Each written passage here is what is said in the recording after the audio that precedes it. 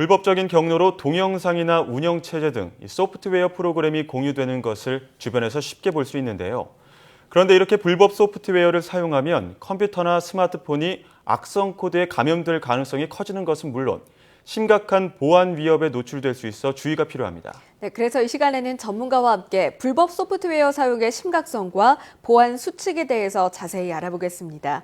성균관대학교 컴퓨터교육과 안성진 교수 전화로 연결됐습니다. 교수님 안녕하십니까? 네, 안녕하세요. 네, 불법 촬영된 영상이나 음악 등 콘텐츠들이 많이들 좀 불법적으로 유통이 되고 있는데 국내에서는 주로 어떤 방식으로 공유되고 있습니까? 예, 뭐 예전에는 웹하드라든지 뭐 파일 서버, 그다음에 뭐 P2P 프로그램 이런 것들을 통해서 아주 다양한 그 유통 채널들이 있었거든요. 예. 근데 이제 최근에는 그 지적 재산에 대한 이해라든지 아니면 경찰력을 동원한 단속 뭐 이런 것들로 인해서 그 웹하드나 토렌토 같은 그 P2P 프로그램으로 많이 제한이 돼 있습니다. 특히 그 토렌트 같은 그 서버가 네. 별도로 존재하지 않아서 이제 추적이 어려운 이런 프로그램 쪽으로 이제 현재는 많이 이용되고 있습니다. 네, 이렇게 불법 소프트웨어를 내려받거나 사용하면 이 컴퓨터나 스마트폰 등 디지털 기기에 어떤 영향을 주게 되나요? 뭐 일반적으로 그 불법 소프트웨어라고 해서 뭐 컴퓨터나 스마트폰 같은 디지털 기기에 이상을 주는 건 아닙니다. 예. 그 이제 디지털이라고 하는 그 특성상 그 원래 제품이나 아니면 뭐 불법적으로 복사한 제품이나 이들 간에 차이가 없게 되거든요. 그래서 뭐 특별히 이제 그 이상을 주는 건 아닙니다만 예. 이제 불법 소프트웨어는 별다른 안전장치가 없이 유통되다 보니까 그 해커들 같은 경우에 이 소프트웨어에다가 악성 코드 같은 거를 추가해서 그 유통시킬 수 있는 아주 좋은 수단이 됩니다.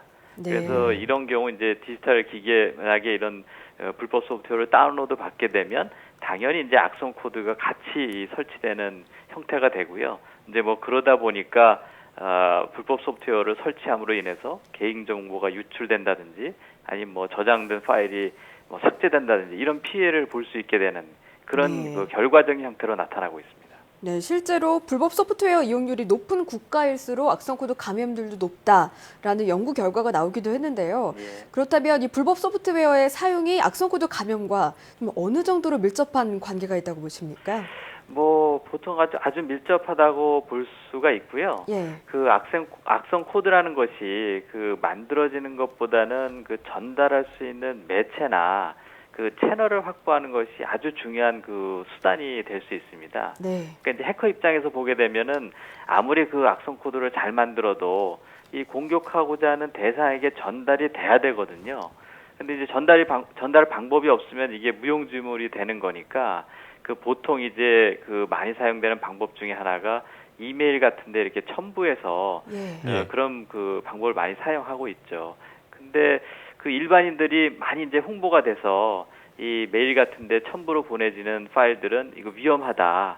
그러니까 이제 뭐 열어보지 말아라 이런 이제 인식 같은 거를 많이 하고 있습니다. 그래서 이런 경우 이제 악성 코드 자체가 설치가 어렵다 보니까 예. 이제 불법 소프트웨어에다가 임의로 이렇게 삽입을 하는 거죠. 삽입을 하고 뭐 P2P 프로그램이나 아니면 그 웹사이트 같은 거를 통해서 이제 전달할 수 있는 그런 수단이 되기 때문에 그 악성 코드하고 그다음에 불법 소프트웨어를 사용하는 거하고 관계도가 아주 높은 걸로 나타나고 있는 겁니다. 예. 네, 이제 악성 코드가 유통되는 수단 중에 가장 유용한 수단이 불법 소프트웨어가 된다는 말씀을 해주신 것 같은데요. 예. 이 불법 소프트웨어 사용으로 인한 피해 사례도 많이 발생할 것 같은데 어떤가요?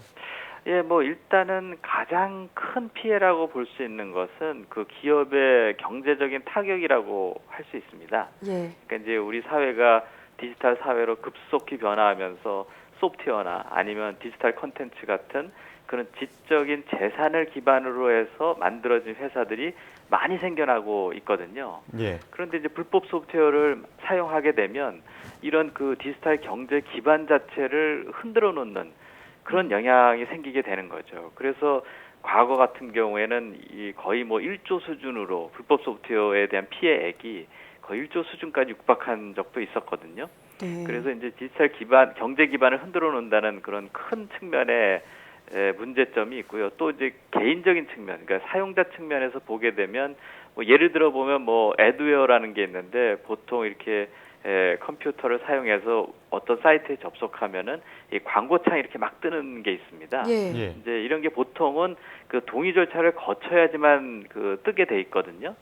근데 불법 소프트웨어를 다운로드 받게 되면 여기에 동의 절차 이런 거 필요 없이 소프트웨어를 설치하거나 다운로드 받는 걸로 아예 그냥 애드웨어 같은 게 설치가 돼 버리는 겁니다. 예. 그럼 이제 계속 나도 모르게 이제 이게 설치돼 있으니까 뭐 계속 이렇게 그 애드웨어 불법 광고가 계속 이렇게 뜨게 되는 이런 현상도 일어나게 되고요.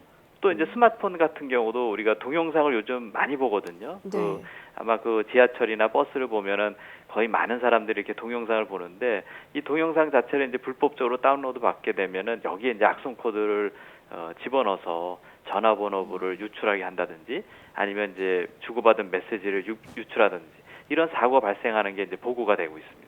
네, 예. 아마 컴퓨터를 사용하다가 모르는 창이 계속 떠서 난감했던 예. 경험은 많이들 있으실 예. 텐데요. 예. 이 불법 다운로드 한 번 받은 것 가지고도 잘못 유출될 수 있기 때문에 조심해야 될 것 같습니다. 그렇습니다. 그런데 보통 저희가 해외 같은 경우에는 저작권 인식이 높다라고 알려져 있는데 예. 해외에도 불법 소프트웨어로 인한 피해 사례가 좀 있습니까?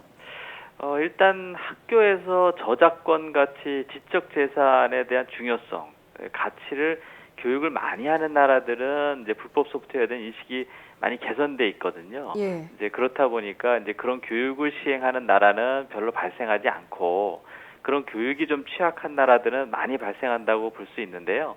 뭐 예를 들면 어떤 기관에서 발표한 자료에 따르면 미국 같은 경우 이제 불법 소프트웨어 사용 비율이 한 18% 정도 나타나고 있고 뭐 인도네시아는 뭐 84%, 뭐 브라질은 50%, 뭐 이런 정도로 나타나고 있습니다. 예. 또 말씀 들어보니까 무엇보다 이 불법 소프트웨어로 발생하는 악성 코드나 사이버 위협에 대해 이 위험하다는 인식을 높이는 것이 중요해 보이는데요. 예, 예. 이를 위해서 앞으로 어떤 노력이 필요하다고 보십니까? 뭐 그런 노력을 여러 가지 측면에서 생각해 볼 수가 있는데요. 보통 한 세 가지 정도로 이야기를 합니다. 하나는 기술적인, 그다음에 또 하나는 제도적인, 그다음에 또 마지막으로는 이제 교육적인 대책. 이렇게 세 가지 측면에서 바라볼 수가 있습니다. 이제 기술적인 측면에서는 불법 소프트웨어 자체를 탐지하는 그런 시스템들을 도입해서 웹사이트나 서버 같은 데 올릴 때 네. 아예 원천적으로 이제 차단하는 이런 방법이 있을 수가 있고요.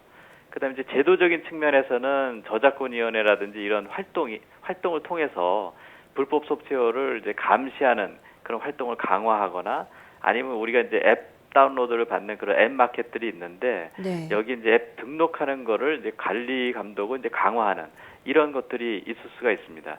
근데 이제 그렇다 하더라도 뭐 기술적인 대책이나 제도적인 대책이나 이런 게 아무리 좋아도 이게 막는데 한계가 있거든요. 그렇죠. 왜냐하면 이제 불법 소프트웨어를 유통하거나 사용하는 주체가 모두 사람이기 때문입니다. 그래서 이제 교육을 통한 인식 개선이 가장 중요하다고 할 수 있는데요.